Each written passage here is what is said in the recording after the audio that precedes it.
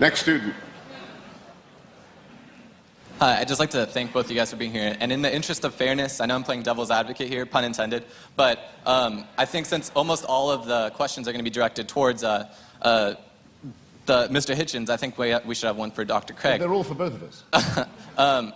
For Dr. Craig, what do you think about Epicurus' argument that if God is omnibenevolent, omniscient, and omnipotent, if he knows about kids in Africa and that are born with AIDS, what do you think about him suggesting, him not intervening and him not changing that fact? That's a question that I've always struggled with. So I'm just wondering, could you expand on that? And I'd also like your input on it. The problem of evil and suffering has been greatly discussed by philosophers, and I think there's been genuine progress made in this century on this problem.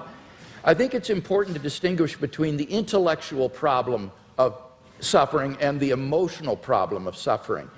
Because these are quite different from each other. In terms of the intellectual problem of suffering, I think that there you need to ask yourself, is the atheist claiming, as Epicurus did, that the existence of God is logically incompatible with the evil and suffering in the world? If that's what the atheist is claiming, then he's got to be presupposing some kind of hidden assumptions that would bring out that contradiction and make it explicit, because these statements are not explicitly contradictory. The problem is no philosopher in the history of the world has ever been able to identify what those hidden assumptions would be that would bring out the contradiction and make it explicit. On the contrary, you can actually prove that these are logically compatible with each other by adding a third proposition, namely that God has morally sufficient reasons for permitting the evil in the world. As long as that statement is even possibly true, it proves that there's no logical incompatibility between God and the suffering in the world. So the atheist would have to show that it is logically impossible for God to have morally sufficient reasons for permitting the evil and suffering in the world, and no atheist has ever been able to do that. So the logical version of this problem, I think, is widely recognized to have failed. Those atheists who still press the problem, therefore press it as a probabilistic argument. They try to say that given the evil in the world, it's improbable that God exists. Not impossible, but improbable. Well, again, the difficulty there is that the atheist has to claim that if God did exist, then it is improbable that he would permit the evil and suffering in the world. And how could the atheist possibly know that? How could the atheist know that God would not, if he existed, permit the evil and suffering in the world? Maybe he's got good reasons for it. Maybe, like in Christian theism, God's purpose for human history is to bring the maximum number of people freely into his kingdom to find salvation and eternal life. And how do we know that that wouldn't require a world that is simply suffused with natural and moral suffering? It might be that only in a world like that the maximal number of people would freely come to know God and find salvation. So the atheist would have to show that there is a possible world that's feasible for God, which God could have created, that would have just as much salvation and eternal life and knowledge of God as the actual world, but with less suffering. And how could the atheist prove such a thing? It's sheer speculation. So the problem is that as an argument, the problem of evil makes probability judgments which are very, very ambitious and which we are simply not in a position to make with any kind of confidence. Now, I recognize that that philosophical response to the question doesn't deal with the emotional problem of evil, and I think for most people this isn't really a philosophical problem, it's an emotional problem. They just don't like a God who would permit suffering and pain in the world, and so they turn their backs on him. What does Christianity have to say to this problem? Well, I think it has a lot to say. It tells us that God is not some sort of an impersonal ground of being or an indifferent tyrant who folds his arms and watches the world suffer. Rather, he is a God who enters into human history in the person of Jesus Christ. And what does he do? He suffers. On the cross, Christ bore a suffering of which we can form no conception. Even though he was innocent, he bore the penalty of the sins of the whole world. None of us can comprehend what he suffered. And I think when we contemplate the cross of Christ and his love for us and what he was willing to undergo for us, it puts the problem of suffering in an entirely different perspective.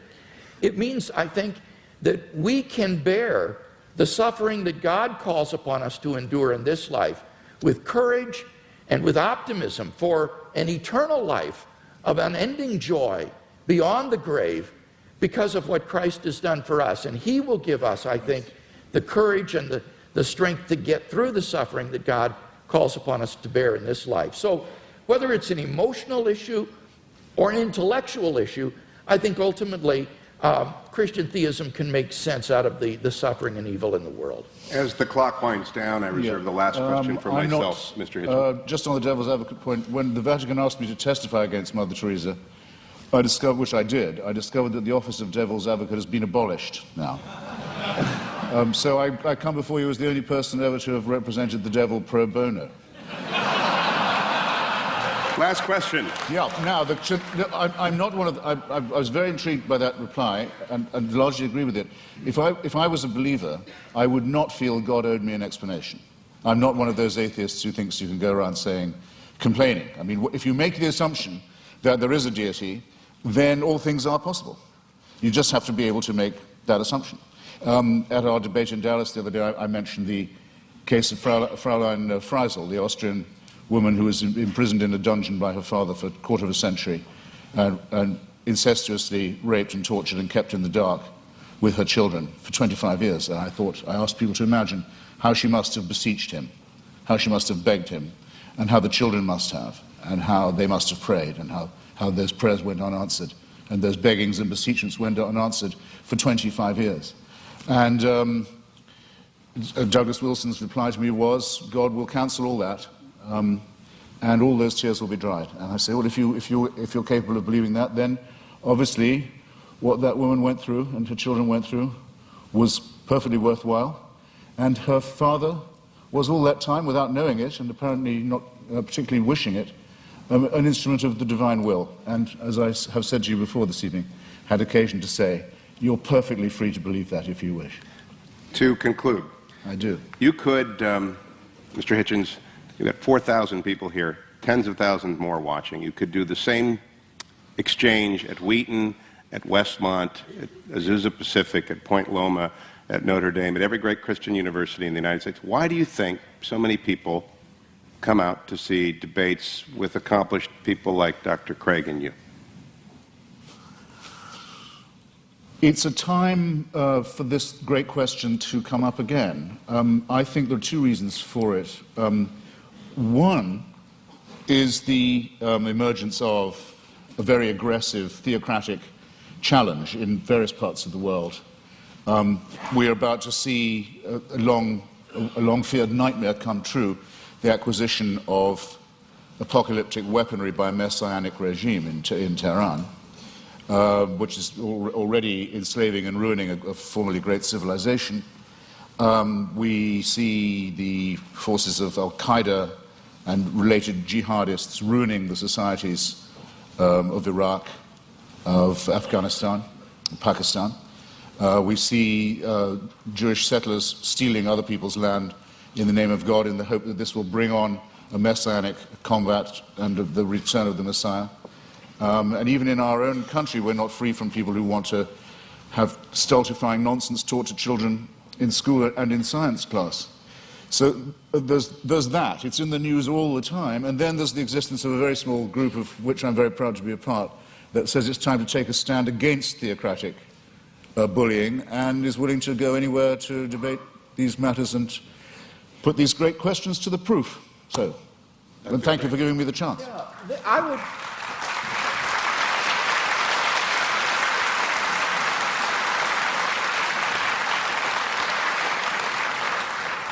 I would answer the question somewhat differently. I think that what we're seeing is the fruit of modernity.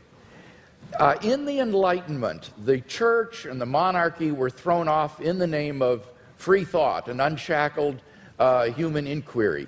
And the thought was that once mankind was freed from the shackles and bondage of religion, that this would produce a sort of humanistic utopia. And instead, I think what we've come to see is that the fruit of the naturalistic worldview is that mankind is reduced to meaninglessness, valuelessness, and purposelessness.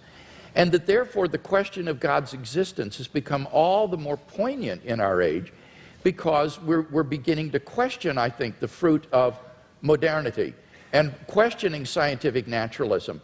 I'm privileged to be part of a revolution in Christian philosophy that has been going on over the last half century that has literally transformed the face of Anglo-American philosophy. As the scientific, naturalistic, atheistic worldview has been challenged in the name of reason and philosophy, and the theistic worldview reasserted. And I believe that we're seeing a tremendous groundswell of interest among lay people as this revolution is beginning to filter down to the man in the street. So I would see us as beginning to question the assumptions of modernity and the bitter fruits of modernity that have been so evident in the 20th century. And I'm hoping that this will lead to a tremendous renaissance in Christian thinking and Christian faith. To wrap up, then,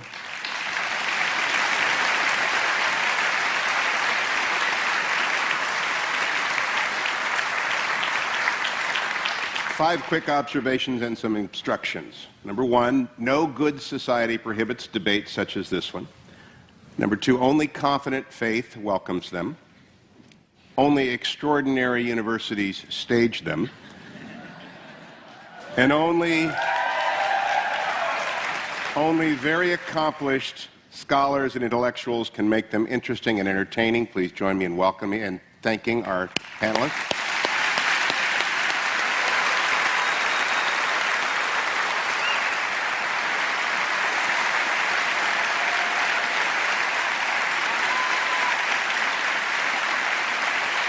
Both men, they did agree on one thing, which is that N.T. Wright is a very impressive man, I think Christopher Hitchens said. And therefore, to the viewing audience who might not know who N.T. Wright is, I recommend on Mr. Hitchens' strong recommendation that you get and read his books. I also want to tell you that I'm going to ask you to stay in your seats as our panelists exit stage right. There's a book signing. And I want to ask you, if you have a book, to stand in line. If you don't, please don't. And to recognize Mr. Hitchens has a 5 o'clock flight in the morning. So get your book signed. He loves to do that. But please don't ask him about his third cousin that you once met in Melbourne.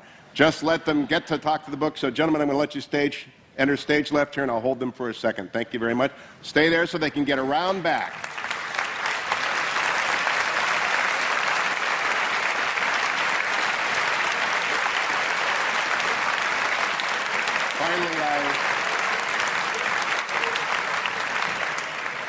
I want to thank Dr. Craig Hazen, Torrey Honors Institute, and everyone at Biola for coming this evening. Have a safe, productive trip home. Good night.